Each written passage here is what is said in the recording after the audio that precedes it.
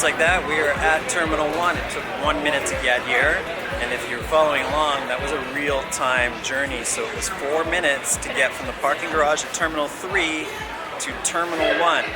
Now we're in the lobby for the train, but at Terminal 1, the lobby train station has two purposes. Because behind me is actually the UP express train to downtown Toronto. Now, I probably do recommend it because it is the most reliable service to get to Toronto, but it's not the cheapest.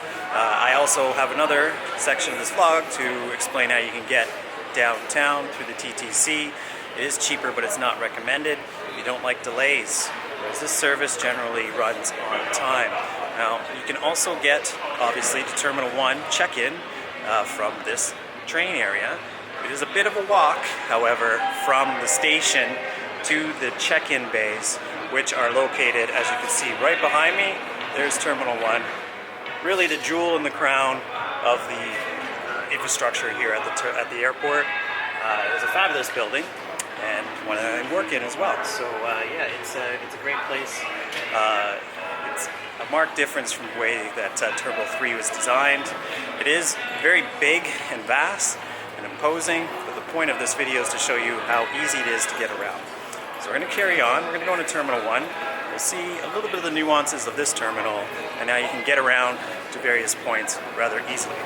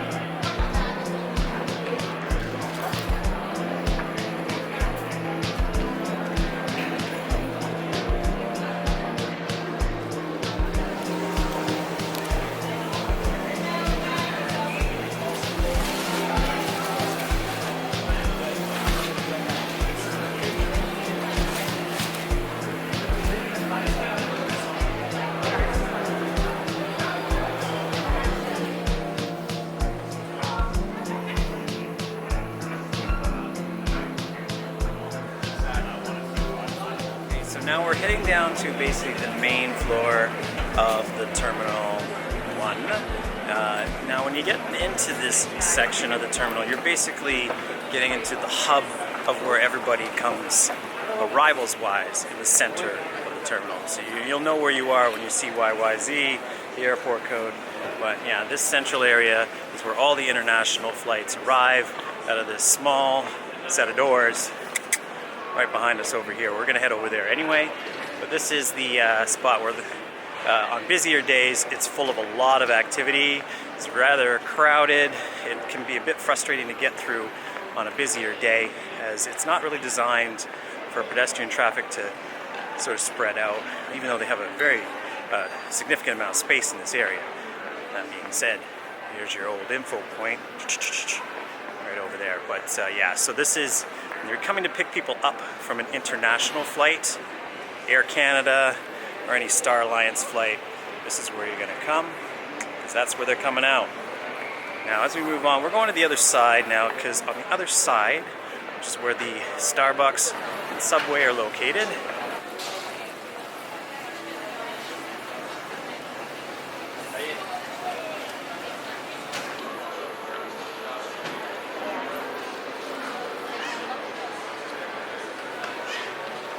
there is a bridge, which is the left bridge that I described earlier, that leads you to the international departures area, which is 2 floors above us here. So as you can see, there's a set of escalators that will lead you to the departures area, or if you want, to the parking garage, which is where we're going now.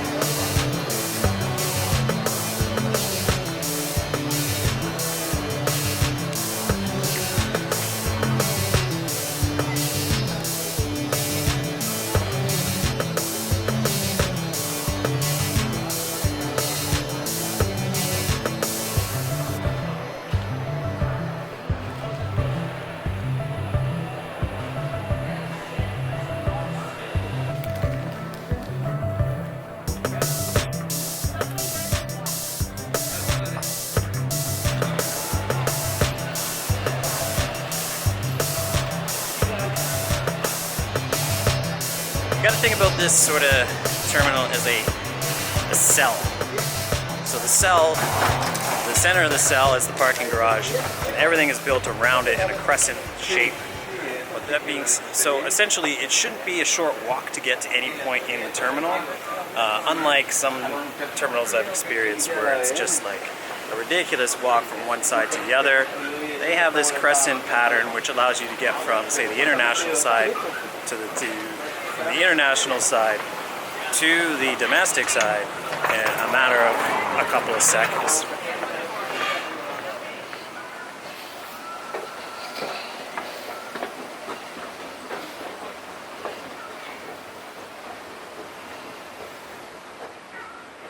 We're on one of these moving walkways as I advertised, leading you to level 5 in the parking garage. We are on the left bridge, left being, if you're looking at the two bridges from the parking garage itself, or I would call this the south bridge, I guess, and the other bridge is the north bridge.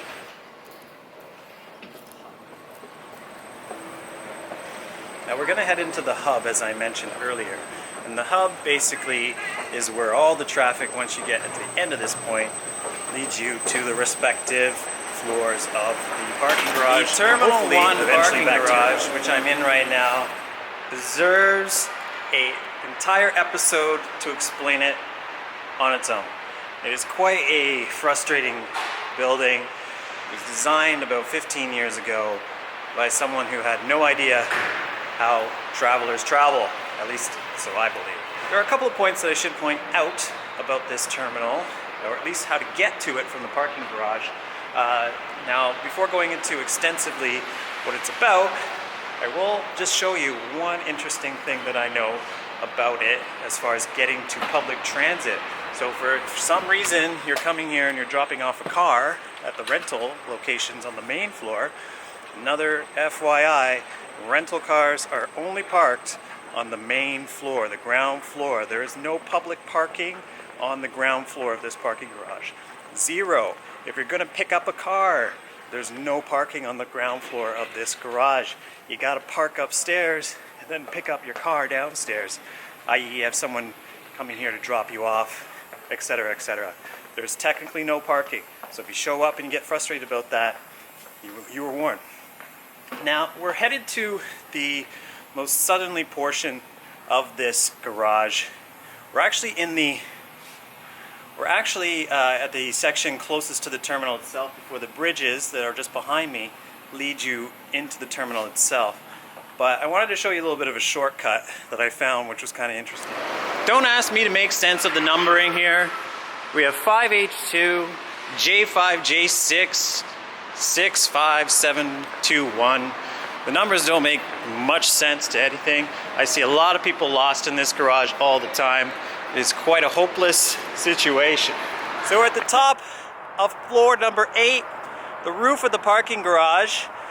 Now I have a slight recommendation for anybody that's going to park in this garage if you want to get to your flight really early. So we have the terminal behind us here, as you can see by the tower obviously, and in this structure basically you have a central hub, which is right here, that leads all the way down to the bottom floor. That's where the elevators are located that lead you to the various floors, and also to the walkways leading to the terminal itself.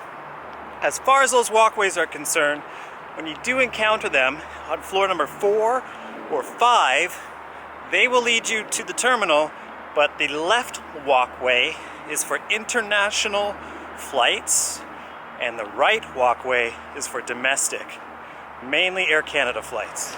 The other thing that's really interesting about this parking garage, and why I like floor number 8, you want to have a little chill, there's a little parking or a little picnic bench here that you can have a snack or have a smoke or whatever it is that you want to do before you get onto your plane, or if you just want to rest and somewhere a little bit out of the crowd of the terminal, this is a good spot. Also, there's a nice little secret here that if you park on this floor, most people don't make it up here because it's obviously the furthest, or at least psychologically is the furthest away from the terminal because you're at the top, it's the last resort. Well, if you actually come to this floor and then park near this other satellite hub that's close to the terminal, well, you're actually at the closest spot that you can get to the terminal from a parking spot. Why is that? Well, this hub actually has an elevator that will lead you all the way down directly to the bridges leading to the terminal. And if you're a little bit more intrepid, there's actually a stairwell right next to it as well, which you can walk all the way down and then get to the terminal in a matter of a minute or two.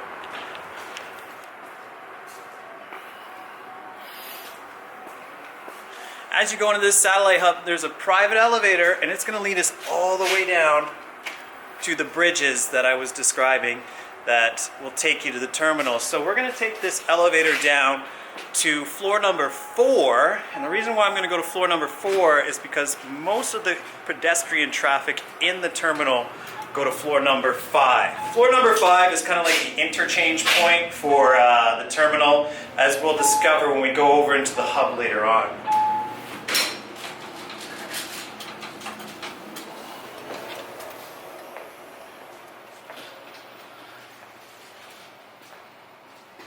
Okay, so we just got out at floor number 4, and it seems like we're in a bit of a dead end because there's just a lobby here, and it doesn't seem, as you can see, the regular parking garage that I'm trying to get you to avoid is right behind us.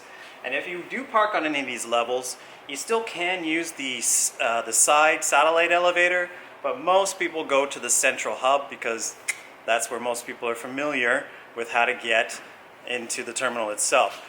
But as you can see, there are doors on both sides here. But what you're going to do is you're going to take the left door, green arrows. It's going to let us through. You get to sit and admire the parking garage for what it is. At some point I'll be able to make sense of the numbering of the parking spaces in the garage currently, but I'm just not up to it quite yet. So a couple short steps from where we were in the hub behind us, and now we're in this another lobby area with a customer service desk that has never been open the entire time that I've been here. And as you can see, we got the bridge leading to the terminal right behind us. Now we're going to go down here. This is actually the left bridge, the one that I was describing, that will lead you to the international departure side. Now as you can see, we're in the actual bridge I was discussing on level 4, leading up into the terminal. And it's pretty sparse, isn't it? So if you like a little space, this is definitely a spot to go to. We went right, so that means that we're on the right bridge, which is the domestic departure side of the terminal. Now there's no moving walkways on this bridge as well, so at the end of the day you're going to have to deal with your footwork, because as you can see next to us, the more busier side, there is motorized walkways. If you have people, if there are people with you that require assistance, then it is probably more feasible for you to take the level 5 bridge, as the moving walkway will help for accessibility, whereas level 4 is really just a hidden secret, I guess. Not really sure why you did design it that way at the time, but needless to say, we're now in the terminal as promised. So as you come in, you got to go upstairs to get to the departures area, which we'll cover a little bit later. But as you can see, a very easy way to get to the terminal with no fuss.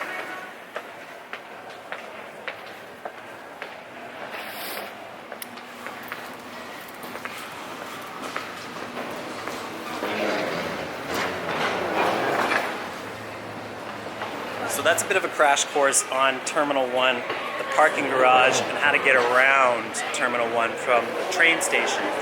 Relatively easy. Parking garage is right here.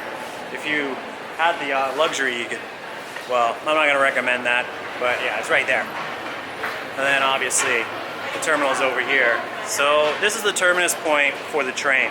It has only 3 stops. There's Terminal 1, which is where we're at now. There's Terminal 3, which is where we came from and we're going back to. And it also has discount, which is something I'm going to cover a little bit later on, which is a whole different area, which most people don't end up at unless you're looking for value parking or you work at the terminal itself. So the total time between these stops is generally only about a minute long. So they're all short journeys. And there are 2 trains that cycle back and forth on individual lines. So you're never really waiting more than 2 minutes to 3 minutes for a train at this spot. So it's not the end of the world if you're late for your flight and you think it's going to be 20 minutes till you get to the check-in counter. At Pearson, you really should be able to get to your respective counter pretty fast within 10 minutes of wherever you are in the terminal itself.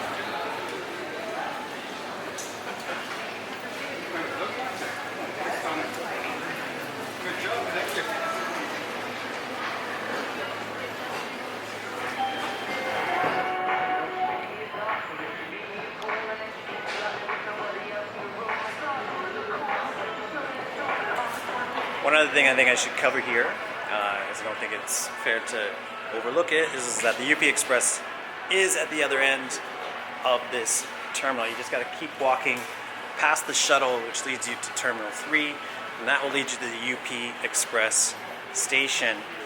It's a great service. It usually runs on time, to the minute. Definitely recommend it if you want reliability over, say, the TTC. You do have e-ticket machines just next to us, which, as in this current world, everything's automated, so that's where you can pick them up. There is a desk as well as you go into the terminal itself, or you can buy your tickets online, or you can also buy your tickets at a desk in the terminal too, on the ground floor. So this leads you in. As you get to this point, you do have to show your ticket once you pass the clearance point here, and then you're off. 25 minutes to downtown, can't really be beaten. It doesn't lead you to say, the northern parts of Toronto. If you're going to, say, the north of Toronto from the airport, I don't recommend the UP Express. There are better ways to get to the north, unless you're going to the western area in the west side of the city. But that's for a whole different vlog. UP Express. The first thing you're going to encounter when you get off of the walkway or the end of the bridge are these machines. There are no human people that will take your money for parking here. You got to pay for your parking through this machine before you get to your car. If you have any difficulties with assistance, there are people that you can communicate with on the machine itself by pressing the help button. You can pay in cash, you can pay in most cards, Amex, Visa, MasterCard. You can pay a debit. You can pay pretty much any which way they want. They're going to take your money. Let's not get ourselves here. So as you finish doing that, then you can get back onto your walkway. Classic Pearson situation. I used to brag about these walkways being state-of-the-art. Well, they're not working right now. So we're going to walk on the walkway, or walk on the treadway, or whatever it's called. But either way, we're walking on the unmoving walkway. Almost there.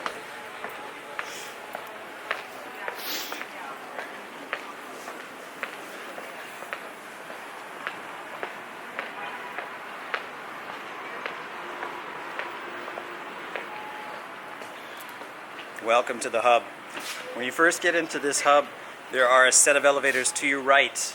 Now these elevators are only going to lead you to floors number 4, 5, 6, 7, 8. And then you're gonna, if you want to actually get to the lower floors, the rental cars, etc., you're gonna have to go for a further walk, which is what we're gonna do, because we already went up to floor number 8. In order to get to floor number 8, as I said, you take these elevators. But to make it confusing, you gotta walk. To make it confusing, you gotta walk further down, past, say, this escalator. Escalators only service floors 4, 5, and 6. Again, don't ask me why. That's just the way it was built. So you get to the other side of the hub on floor number 5. It's the same downstairs though. Floor number 4. And then you get to this section, which is the elevators that will lead you to the ground floor, and then 1, 2, 3, 4, 5. So in this situation, we actually are where we need to be. So we don't need to go down to the ground floor, because as mentioned, it's only rental cars in that area. And then everything above is public parking. So that's the hub. It's kind of a very simple design, except for these elevators, which make it a little bit confusing. What I like to say to people when they arrive here is that when you get out of the elevators on floor number 5, you're going to take the bridge on the right. Now if you're getting out of the elevators behind me, the right is actually the left. If you get out on the bridge, out of the elevators behind me over here, the bridge is on the right. When you press the button for the elevators, one of these 6 is going to open up. It really doesn't decide which, doesn't differentiate which side. You can press this button, it could open up on that side. So giving directions a little bit wonky in this area, and I understand people's confusion. I'm even confused explaining it to you, to be honest. So regardless of that, most of the time when I direct people to get to, say, the UP Express train or the train to Terminal 3, you're going to take these doors on the north side of the parking garage. You're not even going to know that you're in the north side though when you're in here, because it's kind of disorientating. But let's just say there is a sign that says to the trains and to the terminal. Now, it's actually not down there. We could just go through this door, and just over here is actually where we're headed. So for some reason they want you to zigzag over there, but in reality it's just here.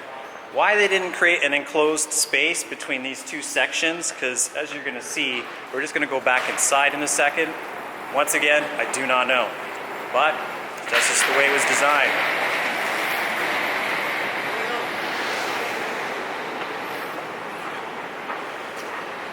So now we're in the pathway leading to the right bridge, as I like to call it, or the north bridge, or the domestic bridge. And that's going to lead us back to where we started, which is the terminal for the train service, UP Express, or the train getting back to T3. Also, if you just want to keep going, you can get to the terminal. We've already gone down that bridge leading into the terminal itself, so we're going to go back, and this is how you get to, say, the UP Express or Terminal 3 from the parking garage at Terminal 1. And once you're at this point, it's pretty easy. You keep going straight, you're in the terminal, or you take a small right, it leads you to this entrance, which is where we exited earlier, getting off the train. Now we're going to get back on, and we're going to go back to T3.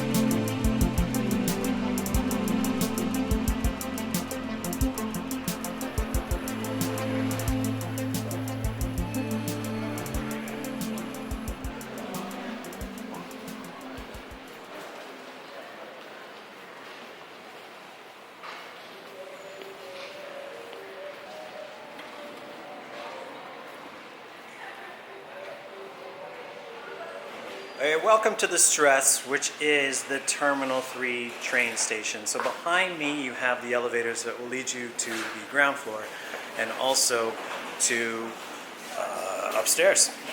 Not really sure why, but yeah, those elevators will lead you to the train, and then they lead you down to this floor, which accesses you to the terminal. Once you get down these escalators, which are right behind me, you're going to be led either to the right to the Sheridan, or you come left. Now there's currently construction going on here. It's March, so hopefully this will be done by May. But the escalator that leads you down into the terminal itself is under construction, or maintenance, or whatever you want to call it. So there is only an escalator leading up to this area. So it's a little bit tricky, because as you get down here, people are like, well, where do I go? The terminal's right over here, but I don't know how to actually get into it, because it seems like it's not open. Well, you just gotta walk over here, as everybody's going anyway. Technically, you've got a lot of luggage on you most of the time when you get to this point. So unfortunately, there's only one elevator that's gonna lead you down to the terminal. If you don't have a big amount of luggage on you, however, you can just take a right. So the only elevator leading you down to the terminal is right behind you there, which usually there's going to be a lineup for, but on the right side, you can just come down in through this door here, and that'll lead you a couple flights down into the terminal itself, as you're about to find. Now, just recently I noticed that because of this shortcut, there's a lot of wear and tear on the walls from people smashing their suitcases and luggage into the walls as they scramble down this stairwell, which really was not built for this purpose, as you can see by the temporary signage. But at least this signage is yellow, so it's noticeable, right? It's not the typical gray on gray that you get at Terminal 1. But as you can see behind me is Terminal 3. So as we get inside, this stairwell leads you right into the center of the departures area of Terminal 3. As you get into this area, you have two sections. You can see B and C just behind me, which is basically the central area of the airport. To the left is basically every airline that is covered in this terminal outside of WestJet, Delta, and American. Those domestic regionals, just like Terminal 1, are on the right side of the terminal. So if you're flying any of those airlines, you want to be at check-in 2, just over there. If you want any other airline, you're going to be going into the left. Now this is the busier portion of the day, so I'm going to give you a little bit of a taste of what it's like here during a heavy traffic area. I will say getting through this concourse in the middle of the day on a busier day is hell. It's awful. It's just terrible. I don't have, other than going outside and bypassing all the traffic, there is no way to get around the hysteria that is Terminal 3. So what we're going to do right now is walk from one side to the other, and I'm just going to show you that experience right now.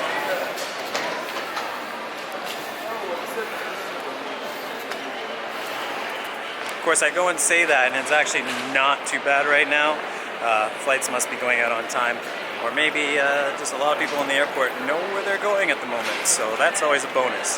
But normally in this section here, as we're getting into it, it's just a lot of people that are just looking left and right and not really knowing where they're going. It looks like they're all in the line over there, which is good. So now we're going to carry on. We've got, check-in number 5 is at the other end of the terminal. Leads all the way to 1. If you're flying Air Transat, Flair Air, Caribbean Airlines, all those airlines basically fly out of this section of the terminal, and this is the area that when you have a lot of flights going out, it can be a bit of a nightmare. But fortunately today, it's not that bad, so we'll just enjoy the walk while we can.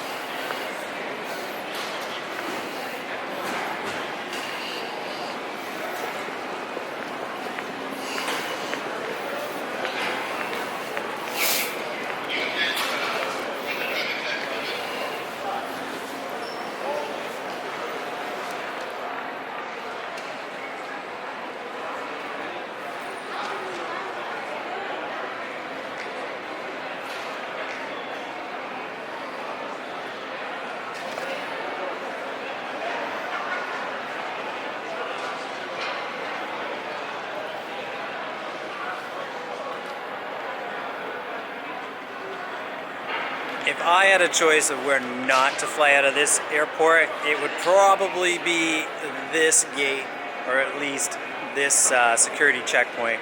It is usually the most crowded, especially during the summer months. All the budget airlines fly out of this section, which is why, unfortunately, I have been here many times. Maybe one day that will change. Not that it matters. I wish I could take you to the infield terminal, the Sky Service terminal, which is unbelievable. But that might be a vlog for another day, because it's really something else. But only business travelers could travel out of that terminal itself. So yeah, this security checkpoint is the most craziest in the entire airport, and it's the one I have the most experience with. And the design of it has even changed over time, because it used to be a lot more claustrophobic, and they used to have the check-in counters in this section. They've just actually put the Sunwing ones there now. But these change. Air Transat also operates out of here. So you have basically a lot of the regional carriers of Canada that fly out of here. So this is basically their hub. Air Transat's been around for quite a while. This is kind of their territory. So yeah, you do get in that way, and that's going to lead you to the most of the departure gates for Terminal 3. At the other end, as mentioned, however, that's where WestJet, Delta, and American fly out. So a lot of the regional and domestic carriers fly out of the other end. And as you'll see, it's quite empty over there, because it's just purely business most of the time, and quite refreshing. So if you are here I don't know what it is about airports, but I'm already out of breath just from walking around. But if you're checking in to one of those respective airlines, you're going to have a way more pleasant experience. I would not recommend actually coming into the terminal on the south side and then walking all the way through. You're not going to have a very good day. I would just go to the north end from the outside and get in through there through one of the shortcuts that I've shown you already.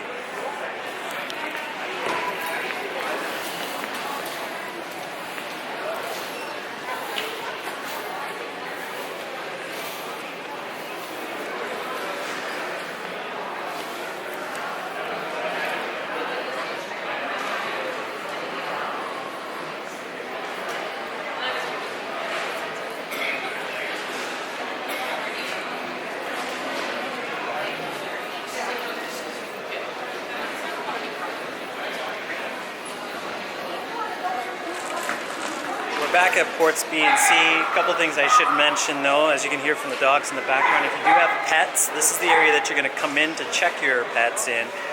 It's also where KLM and Air France, two of my favorite airlines, fly out from this section here. And also to note, you do have the police station just on the other side of this area, and an information area and a currency exchange are all in this area here. But also important to know, that door that I came out of to get to the train terminal is just behind us there. There it is. Yeah, and the escalator is on the other side. This big white structure, one day I'll get used to that. That's where the escalator that leads you down used to be. It's still there, but it's being serviced currently at this point. So if you move on down through the terminal, you'll basically get to the WestJet side, which we're going to look at right now. So now we're making it to the other end, the northern portion of the terminal, the A gate section, or also known as check-in register 1. If you need any other alphanumeric indicators, I'm sure there's some out there for you, but yeah, we're at that side of the terminal. So basically, we are at the best side of the terminal where there's very little traffic. So just behind me here is the area where WestJet, Delta, and American will check you in. And it's, as you can see, quite organized and spacious, and it's very much a lot of business travelers in this area. You can't go all the way to the other end because that is where the American clearance is. You actually could do your customs pre-board in this terminal and then go off to your domestic flight in the States. So very, very convenient, very handy.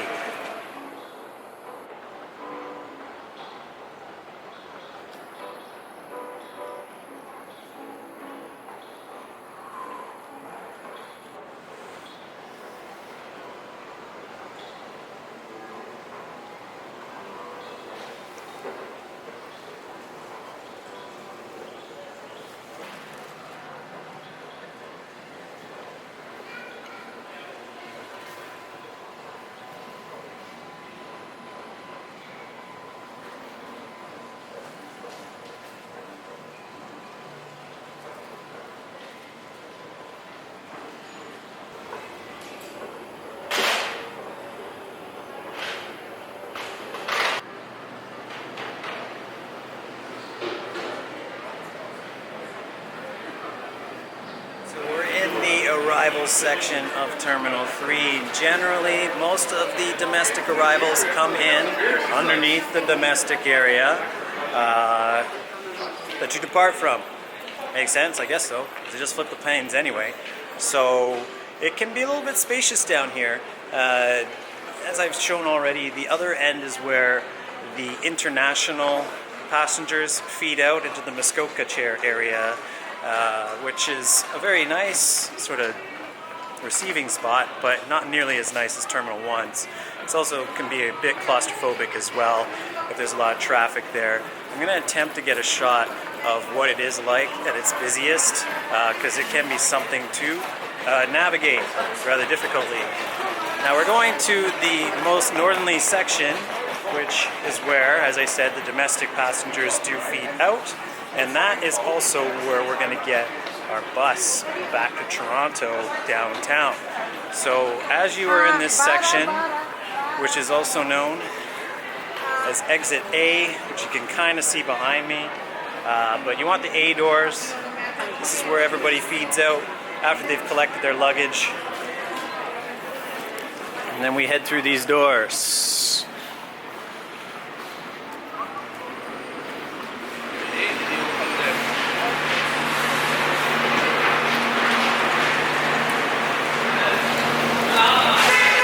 Once out into the fray here, it's just always chaotic, so you gotta kind of watch where you're going and deal with it. Technically, the traffic is supposed to stop for you when you cross these sidewalk areas. That's our bus just leaving now. Unfortunately, we didn't make it in time. They tend to run on a pretty strict schedule, so we got a bit of time to talk about this. But yeah, so all the traffic for the people that are gonna collect you, if you've made it here successfully, at least to this point, this is where it all comes in and feeds in. There are 3 roads in front of this terminal. The road closest to it is where all your hotel shuttles will pick you up. The shuttles generally pick you up at the furthest ends of the terminals, so the north and south ends. These are known as Pier 2 through 12 and Pier 38 through 46, or Port or Post. Many people would call it different things, but that's essentially what you're looking for. Now, as you cross the pedestrian walkway from the first road, which is shuttles and limousines only, the next road is where pedestrian pickup is, which is what we're crossing here now. The third road, which is wind's a little bit intense, so I hope that you can hear me, but the third road, which is really a road that if you're driving here you shouldn't really come down. It's really just a service road. It's for public transit, and it's also for Ubers and other types of service to pick you up as well. So it's sort of like the third tier, the third priority. But yeah, so getting back to the point, there's our 12, and this is post 12. It's called C because C is basically the posts that correspond to the third road. So C being the third letter in the alphabet, C, 1, 3, whatever. But in this section, as we get closer, we walk down, we're gonna get to our respective stops for public transit. Now, there's much to be said about public transit, which I'll cover at Terminal 1 as well. But at this spot, you can pick up a TTC bus that will take you to Kipling Station, or you can get the Lawrence Avenue bus, which will take you basically into the northern sections of the city. If that's not for you, you're going somewhere else like Mississauga, there's a Mississauga transit bus right behind me there. There's also Brampton transit buses that will pick you up from here. We're kind of already in Mississauga and Brampton, so those are the closest cities where we are. We're in those cities. That being said, we're gonna go on the 900 rocket service, which is gonna take us to Kipling Station. Kipling Station is your hub, or the terminus of the Line 2 service on the TTC subway, which is what will take you back to the center of town. We're gonna go on a bit of a journey. We're gonna end up back, well, I'm gonna go home, but we're gonna follow along on this journey until we get to the center of town, basically. You're looking for that post. That's a TTC post. The service is pretty reliable at this end. The buses do come every 5 to 10 minutes generally, and they come fast, as you can see the one that already left. So yeah, the service is pretty reliable. It costs $3.25 in cash to get on, $3.20 with a Presto card, the dedicated pass service that they have, which will give you a 2-hour window to travel it as you wish. You just basically can grab anything and get on and off. So it generally takes to get to Union Station is advertised as a 45-minute travel time.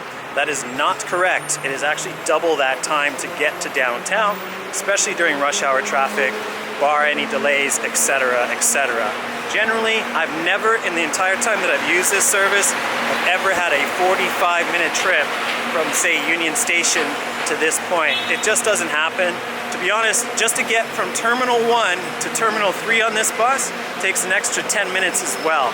So it's not as advertised, but it's the best value for your dollar to get downtown. You can take the UP, which is not that train, but we already saw it earlier, which will get you there in 25 minutes, but you still need to get to your respective spot. Here's our 900 bus. Here we go.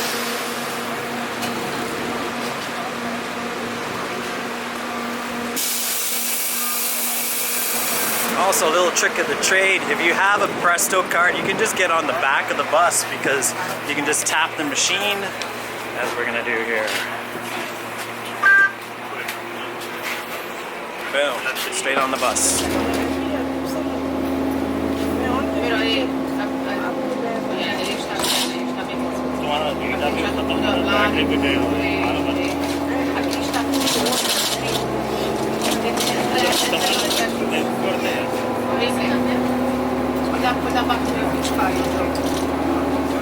Okay, so we've just arrived at the Kipling Station.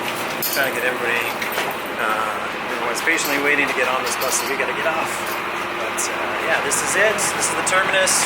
It's really just, there are no stops in between the airport and this station other than the West Mall, which really is not for anybody other than locals to really get off at. You know where you're going if you're getting off at that stop anyway, so this is where you're going, Kipling Station. Trains leave in one direction from Kipling Station, so once you get here, you go downstairs and you take whichever train you want to Toronto. The escalator is always crowded. You can keep walking, there's stairs all the way down there. Take the stairs. The station also is a bit wonky. I would not recommend hanging out here for too long.